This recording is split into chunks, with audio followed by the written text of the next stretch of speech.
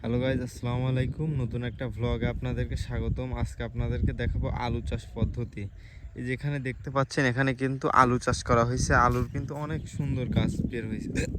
আপনারা গাছগুলো দেখলে বুঝতে পারবেন গাছের চেহারা কত সুন্দর। একদম গাছের চেহারা শস্য। এর কারণ হচ্ছে কি, এই আলুটা চাষ করা হয়েছে আপনার লারা আছে না, লারা দিয়ে চাষ করা হয়েছে। আমি আপনাদেরকে জুম করে দেখাচ্ছি। এই যে দেখতে পাচ্ছেন, এই আলুগুলা কিন্তু লারা দিয়ে চাষ করা হয়েছে। এই আলুগুলা লাগানো লাগানো হয়েছে আপনার যখন এই জমিতে পানি ছিল। এটা একটা বিল, আমি আপনাদেরকে ক্যামেরা ধরে দেখাই। এই বিলে কিন্তু বর্ষার সিজনে পুরা বিলই পানি ছিল। একদম সম্পূর্ণ বিলে আপনার পানি ছিল। চারিপাশে অনেক সবজি লাগানো হয়েছে। এখানে গম লাগানো আছে, এখানে সরিষা, চারিদিকে সরিষা, অনেক অনেক ফসল এই বিলে আর কি চাষ করা হয়। কিন্তু এখানে আপনার আলু চাষ করা হয়েছে। এই আলু চাষ পদ্ধতি আজকে আপনাদেরকে আমি দেখাবো। এখানে দেখতে পাচ্ছেন লারা দিয়ে আলু চাষ করা হয়েছে। এই পুরো জমিটাতে লারা দিয়ে, রসুন যেভাবে লারা দিয়ে চাষ করে এইভাবে আলুটা চাষ করা হয়েছে। আপনারা দেখতে পাচ্ছেন এই এখানে লারা দেওয়া হয়েছে। এই লারা দেওয়ার কারণ হচ্ছে, আপনারা এই যে জুম করে দেখাই, মাটিতে কিন্তু অনেক রস। মাটিতে এই রস থাকার একমাত্র কারণেই লারা দেওয়া হয়েছে। আর আপনারা দেখতে পাচ্ছেন এটা পানি দিয়ে, এখানে পানি দিলে আপনার এই পানিটা অনেক দিন স্টে করবে এখানে। কারণ এই যে লারা দেওয়া হয়েছে, এই লারা দেওয়ার কারণে লারা দিলে আপনার জোটা অনেক দিন ধরে রাখে। আপনি ধরেন আজকে পানি দিলেন, এই পানিটা কিন্তু অনেক দিন পর্যন্ত এখানে থাকবে। এর কারণ কি, এই লারা দেওয়ার কারণে। লারা দিলে কিন্তু পানির জো, আপনি একদিন পানি দিলে 1 মাস আর আপনার জমিতে পানি দিতে হবে না, এই লারা দেওয়ার কারণে। দেখতে পাচ্ছেন আলুর কিন্তু অনেক ফলন হয়েছে। এটা কিন্তু আপনার কিছুদিন পর পর কীটনাশক আপনার স্প্রে করতে হয়, কারণ এই মাজরা পোকা আছে, এই পোকাগুলা কিন্তু এই আলুকে আপনার পাতাগুলো, আগাগুলো নষ্ট করে ফেলে। এই জন্য কিন্তু স্প্রে করতে হবে আপনাদেরকে। এটা স্প্রে করতে হবে আপনার যে কোনো আপনার দোকানে গিয়ে আপনি বলবেন যে আলুতে এই পোকা দমনের জন্য যে কীটনাশক আছে না, ওইটা আমাকে দেন। ওইটা দিয়ে স্প্রে করলে দেখতে পাচ্ছেন আলুর কিন্তু অনেক ভালো ফলন হয়েছে এবার। এখানে দেখা যাচ্ছে লারা দেওয়ার কারণে কিন্তু অনেক ফলন। এই আলুটা কিন্তু বয়স আপনার 1 থেকে 1.5 মাস বয়স হয়েছে। আপনার দেখতে পাচ্ছেন গাছগুলোর কিন্তু অনেক সুন্দর চেহারা। এটা কিন্তু অনেক ভালো ফলন হবে। এর কারণ হচ্ছে এই লারা দেওয়ার কারণে। এই লারা দেওয়ার কারণে নিচে কিন্তু আলুগুলা কিন্তু নিচে যাবে না, মাটির নিচে যাবে না। এই লারার নিচে আপনার যে মাটি আছে, এই মাটির উপরেই থাকবে। আর আপনার ওই যে গাঁত করে লাগালে কি হয়, মাটির নিচ থেকে আলু তুলতে অসুবিধা হয় এবং ফলনেও কম হয়।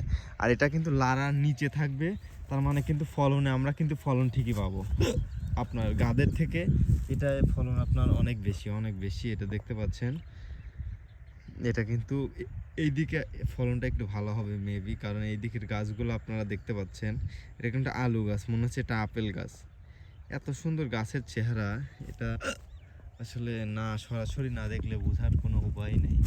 এটা দেখতে পাচ্ছেন এর নিচে নিচে কিন্তু অনেক ভালো ফলন। আমি আপনাদেরকে জুম করে দেখাই। দেখতে পাচ্ছেন এটা কিন্তু হালকা হালকা নিচে, এটা কিন্তু ফলন আসা শুরু করেছে। এটা 1-1.5 মাস লাগবে, এটা সময়। 1-1.5 মাসের মধ্যে কিন্তু আলহামদুলিল্লাহ অনেক ভালো একটা ফলন এখান থেকে আশা করা যায়। কারণ এই গাছগুলো দেখেন অনেক সুন্দর গাছ। প্রতিটা গাছ আপনারা দেখতে পাচ্ছেন, প্রতিটা গাছই কিন্তু অনেক সুন্দর। তার মানে এখানে 100% ভালো ফলনের আশা করা যায়। দেখতে পাচ্ছেন অনেক ভালো ফলন আশা করা যাচ্ছে। কারণ আর এখানে কিন্তু আপনার একটা শর্ত আছে।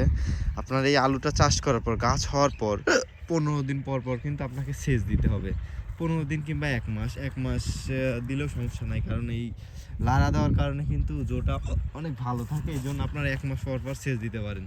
এবং সেচ দেওয়ার পরে আপনাকে যে কাজটা করতে হবে সেটা হচ্ছে করতে হবে, এই গাছগুলার সার দিতে হবে।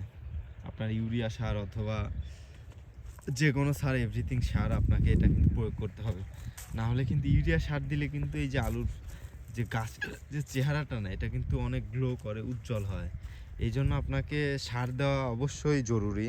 কারণ সার দিলে আপনার অনেক ভালো একটা ফলন আশা করা যায়। কারণ গাছের যদি চেহারা ভালো না হয়, তাহলে কিন্তু আপনার ফলন আশা করাটা বোকামি। তাই গাছের চেহারা লাগবে 100-100, তাইলে কিন্তু আপনি ফলনও 100-100 পাবেন। তাই আপনাকে অবশ্যই একটা জিনিস মাথায় রাখতে হবে যে সেচ দিতে হবে প্রতি মাসে অথবা 15 দিন পর পর দিলে আরও আপনার যে আলুর জন্য ভালো। এবং সেচ দেওয়ার পরই আপনার অল্প কিছু ইউরিয়া সার, আপনার ধরেন আপনি যদি 1 শতক জমিতে হাফ কেজি থেকে 1 কেজি ইউরিয়া সার নিয়ে এসে ছিটায় দিলেই কিন্তু হবে। কিন্তু এই জিনিসটা কিন্তু কন্টিনিউ করতে হবে।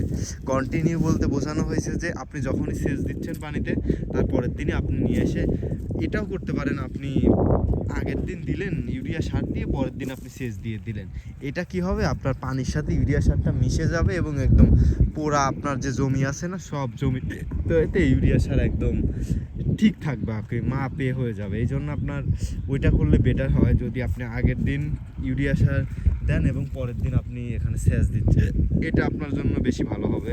এটা অ্যাজ ইউর উইশ, আপনার যেটা করতে পারেন। যদি আপনি চান যে আপনি সেচ দেওয়ার পরে আমি এটা এই ইউরিয়া সারটা দেবো, সেটাও আপনি করতে পারেন। যদি আগে দিতে চান সেটাও করতে পারেন। কিন্তু এটা ইউরিয়া সার দিলে আপনার গাছের অনেক ভালো ফলন হয়। কারণ গাছের চেহারা যদি খারাপ থাকে তাহলে কিন্তু ফলন হবে না। আপনারা দেখতে পাচ্ছেন গাছের কিন্তু চেহারা অনেক সবুজ এবং গাছের চেহারা কিন্তু গ্লো করতেছে। এই গ্লো করার কারণ হচ্ছে এই নিয়মিত সার প্রয়োগ এবং নিয়মিত আপনার সেচ দেওয়া। সেচ দিলে কিন্তু আপনার গাছের চেহারা অনেক গ্লো করে। এই জন্য আপনাকে অবশ্যই সেচের বিষয়টা আপনাকে মাথায় রাখতে হবে। আপনি প্রতি 15 দিন পর পর যদি সেচ দেন, আলুর জন্য অনেক ভালো, অনেক ভালো। কি মানে বলে বোঝানোর মতো না যে এত ভালো ফলন আপনি আশা করতে পারেন আলু চাষে। এবং আলু চাষ একটা লাভজনক একটা চাষ, কারণ এটা অনেক ফলন হয় অন্য অন্য সবজি আপনার অন্য অন্য ফসলের থেকে। আলুর ফসলটা কিন্তু অনেক ফলন হয়। এই জন্য আপনার আলু ফলনটা আপনি বেশি পাইতে হলে অবশ্যই সেচ দিতে হবে এবং আপনার সার প্রয়োগ করতে হবে। ইউরিয়া সারটা দিলে, আর আপনার মাইটটা সার যাকে বলে, এটা আপনার লাস্টের দিকে দিবেন। প্রথমে শুধু ইউরিয়া সার দিয়ে গাছটাকে আর গ্লো করতে হবে। ধন্যবাদ সবাইকে আমার ব্লগের সাথে থাকার জন্য। নেক্সট কোনো ব্লগে আবার দেখা হবে। আল্লাহ হাফেজ, ধন্যবাদ।